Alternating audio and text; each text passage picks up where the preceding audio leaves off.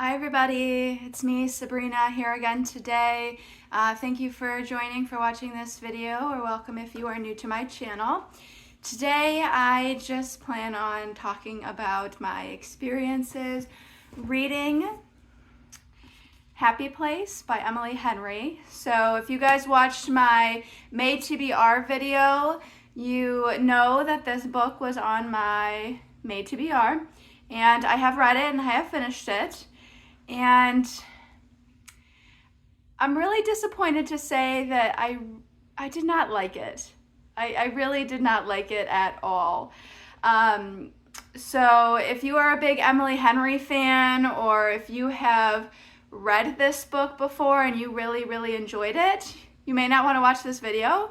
And this video isn't to, bash on anybody who likes Emily Henry or the author. It's nothing personal. I just wanted an outlet to kind of express my thoughts because I actually was really looking forward to this book and I was very disappointed by it. And I finished reading it and my first thought was, I feel like I should have liked this book, but I just didn't.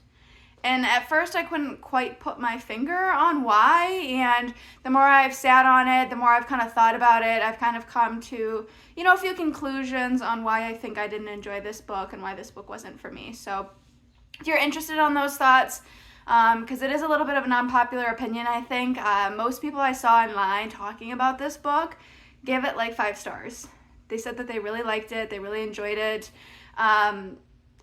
I probably would rate it a 2 stars, is what I gave it on Goodreads. So I really didn't like it, guys. And I almost thought there was something wrong with me. Like, I had to look up other people's views and opinions on this book online who also didn't like it to kind of make myself feel better. I know that sounds silly, but again, I really was looking forward to this book, and I really did think I was going to like it, and I had heard so many good things about it. So if you're interested in my thoughts on why, if you also felt the same, if you also didn't like it, or you're wondering if you should read it or not, you might want to watch this video. But again, if you're a big Emily Henry fan, if you really loved this book, I'm going to be bashing on it a little bit, so this video may not be for you. So I just want to start out with a brief kind of summary of the book and why I didn't like the book without spoilers.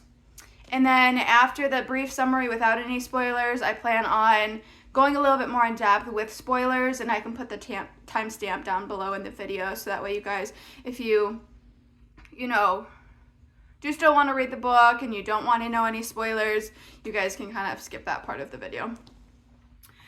But as far as a general review of the book, so basically what the book is about is about a group of friends who every year they go to this cottage in Maine, and they visit, or the cottage is owned by one of their friends' parents. Her name is Sabrina, which I actually thought, again, was going to be really fun when I read that there was a character named Sabrina, like myself. I thought that it was going to be a really fun read. I was really excited. But I think she ended up being one of my least favorite characters, ironically enough. But yeah, so Sabrina has this cottage. Her friends all come and visit, for vacation once a year. And basically, the 2 main characters in this book, the 2 love interests, they were in a long-term committed relationship. I believe they said for like 8 years, a pretty long time.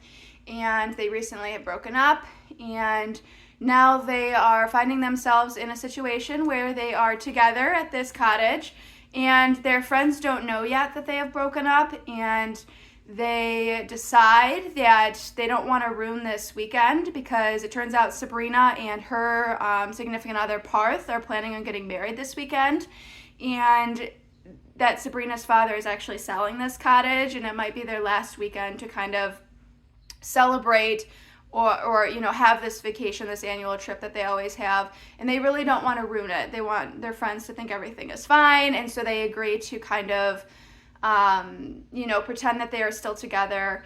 And part of that agreement is that they've always been known to be a very physical couple. They like to touch, And so they kind of have to set boundaries as far as how that's going to work, and all of that. That's kind of what the book is about. I will say I found it very slow in the beginning. I found it very boring. And the only reason I did not DNF it at that point was because I had heard people talking online about how out of all the Emily Henry books they've read, they thought it was the slowest to start, but it had the most worth, like the payoff for the ending. And so I said, okay, well, I have no problem, getting through it if it means that there's going to be this awesome ending. I got to the ending, and guys, I hated the ending. So not only did I read a boring book thinking the ending was going to be good, I got to the ending and I hated the ending. So, yeah. So, I mean, maybe my expectations were set a little bit too high. Maybe I was going into it with a little bit of unrealistic expectations. I don't know. But, I ended up finding the beginning and middle very boring, and then I did not like the ending. So, I will also say that I thought that the friend group in the book was a little annoying. They are supposed to be in their, I believe, mid to late 20s, maybe even late 30s, or early 30s, I mean.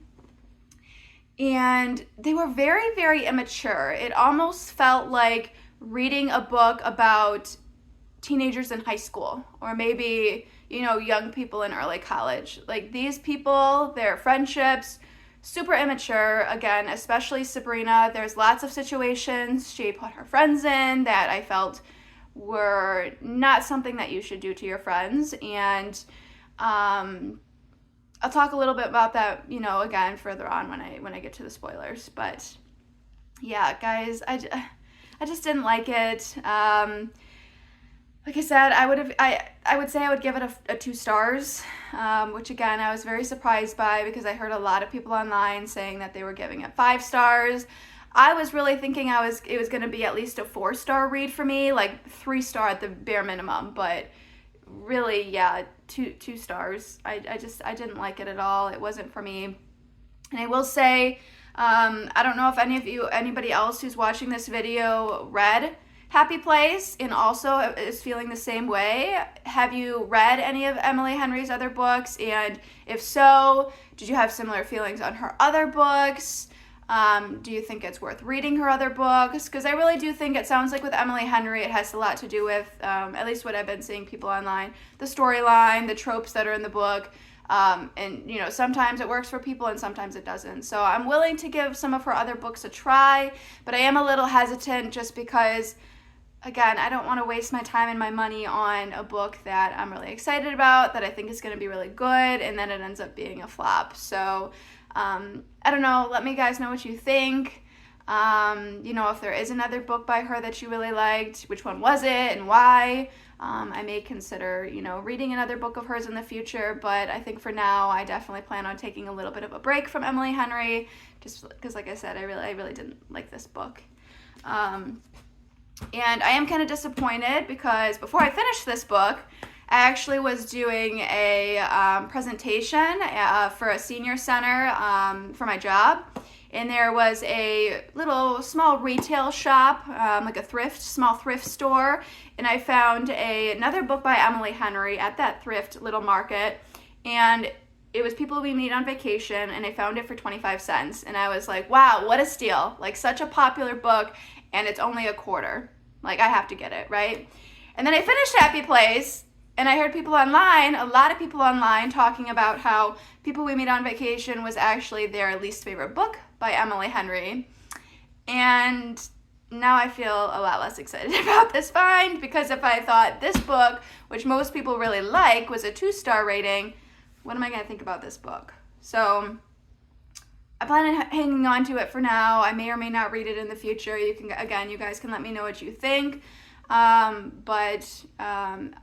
might, once I'm done with a lot of the other books I want to get through, I might just give it a try. And then if I don't like it, if I get into it and I'm just not feeling it, I might just DNF it.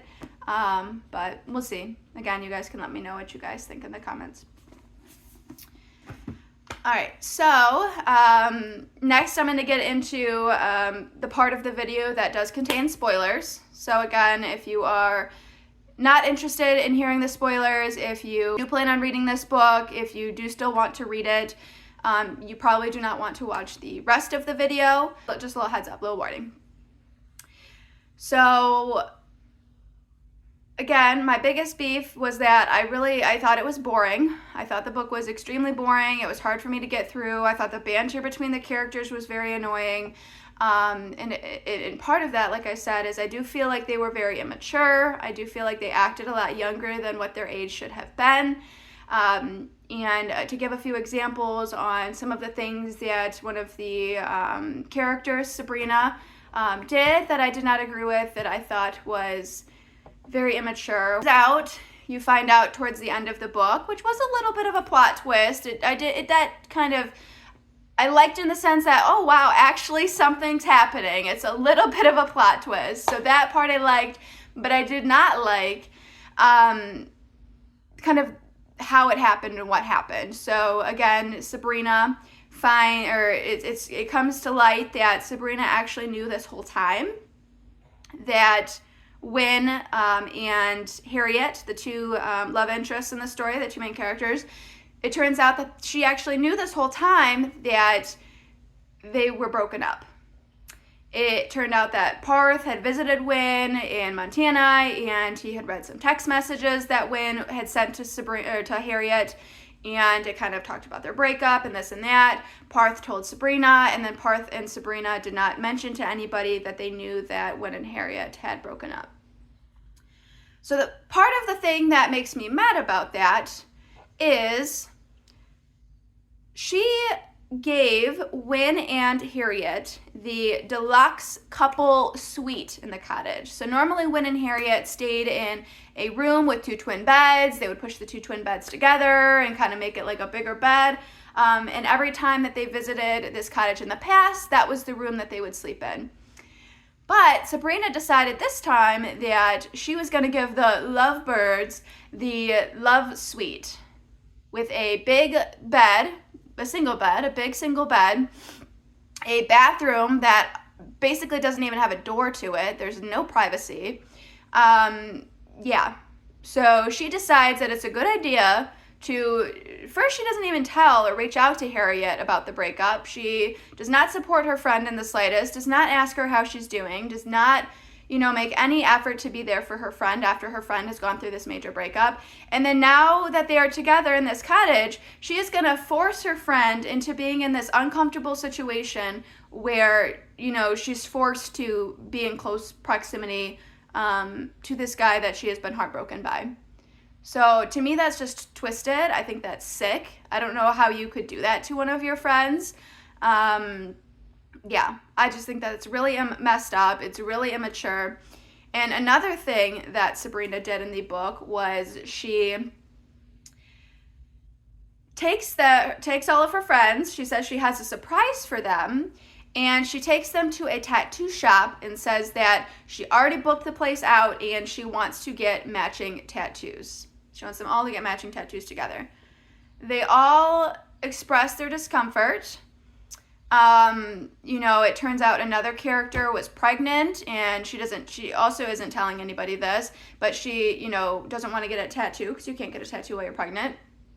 And then Harriet obviously does not want a mutual shared tattoo, a daily reminder of this heartbreak and this loss of the love of her life permanently on her body.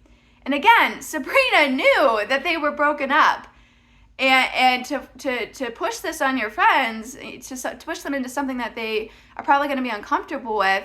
And worse than that, when they express their discomfort, not just Harriet, but a couple people in the group, they pretty much all agree that they think this is a bad idea. And Sabrina gets hurt, and she says, well, I already put the money down for it. And she basically storms off and throws a fit about it. Again, is this how people who are in their mid to late 20s or potentially even their early 30s act with their friends? Because that's not how I act with my friends. I just found it very immature, very, very immature. And I did not like it. I thought that the friendships seemed strained, and I get that that's part of the point of the story, is that as you grow older, you know, you do fall out of contact with some of your friends that you went to college or high school with, you know, you do fall out of that. You know, it's common, but I think how it was done in this story, and I think that's why a lot of people do like this story, is they can relate to that feeling of losing contact and not feeling as close with their friends anymore. But to me personally, I didn't think it was well done. I didn't like the way it was written. Again, I thought the characters were annoying. I didn't like how that was done. And then the other issue I have with the novel is that at the end of the book, it turns out that Harriet has been studying to become a doctor. She wants to become a surgeon. And she's already been through med school. She's in her residency. And I believe in the book it mentioned she only had a few years left of this residency. So for those of you who don't know, you know, when you're studying to be a doctor, you can go to even 4 to 5 years in residency. And when you're in residency, you know, crazy long hours. You can work up to like 80 hours a week or more. You know, you make not very much money for the amount of hours you are working. It is grueling. It is challenging. I'm not a doctor myself. I am a nurse though. So I can get why people would not like that and why they would have a hard time with that. But what I don't agree with and what I don't like is that Harriet comes to this conclusion at the end of the book after she, you know, realizes being around Win how much she's still in love with him, that all of a sudden she hates her residency. She can't do this for the rest of her life, and she doesn't want to be a surgeon, and she decides that she's going to drop out.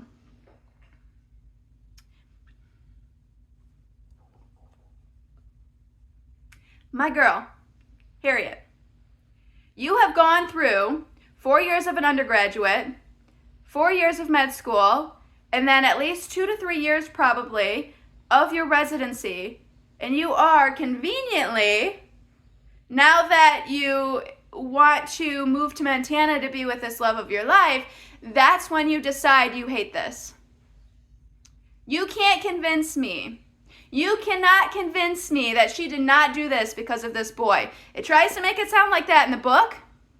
That, you know, and Win even says, hey, like, you can't drop everything for me. You can't do this for me. I don't want you to be unhappy because you gave this up. And she says, well, I'm not happy. I don't want to do this. This isn't what I do. I want to be with you. So you're telling me, Harriet, that if Win wasn't in the picture, you still would have ended up dropping out of residency? I don't think so. I really don't think so. You know, residency is a challenging time. It's not meant to be you're studying to be a doctor. Lives are on the line. They're in your hands. But if you decided that being a surgeon wasn't for you, because I don't blame her. You cannot pay me enough to do that kind of stuff. That is not... I am a nurse. I do education as a nurse. I do not do that kind of challenging stuff. But there are so many things that you can do in the medical field. There are so many types of nursing. There are so many types of doctors. She could have, which would have been a lot more realistic to me, switched specialties. She could have gone into family medicine. She could have become an OBGYN, delivered babies. She could have done so many other things. She could have been a pediatric doctor. You know, there are so many different things that she could have done if she decided she didn't like being a surgeon. But instead, she decides she's going to drop out of her residency to go into pottery. Something that she self-admits in the book she started as a hobby after her and Win broke up, and she found it calming, but that she wasn't very good at it. So you're telling me you dropped out of being a surgeon, and she says this herself, with hundreds of thousands of dollars in student debt, to go into pottery, something that she admits she's not even very good at, because it would make her happy. Okay. Hear me out. I totally agree with not staying in a job that you are unhappy in. I think that life is too short. I think that none of us should stay in a job that we hate or unhappy in. I think that life is too short. I think that none of us should stay in a job that we hate. But we also got to be realistic with our lives, right? You can't drop out to do whatever you want when you have hundreds of thousands of dollars in debt. I'm sorry. I mean, being happy doesn't pay the bills. And if you have all these bills to pay for and you're not able to pay them because you're not making money because you are working as a potter, I think there are so many different routes that, you know, the character could have taken in this scenario. And I get the sentiment of, you know, she comes to the conclusion that she was doing this job because she thought it would make her parents proud of her, and she was always doing things to make her parents happy and other people in her life happy and not herself. And this was kind of her way of doing something that she felt would make herself happy. But I'm sorry, you're setting yourself up for a life of failure when you completely throw everything out the window like that. I mean, you're not going to be happy when you're drowning in loans and drowning in debt that you can't pay off. And you know, she's going to move in with Wynn. She's going to move to Montana to be with him. But then are they going to end up breaking up? They've already had a terrible history of, you know, miscommunication that is expressed all throughout the book. They can't communicate. They can't talk.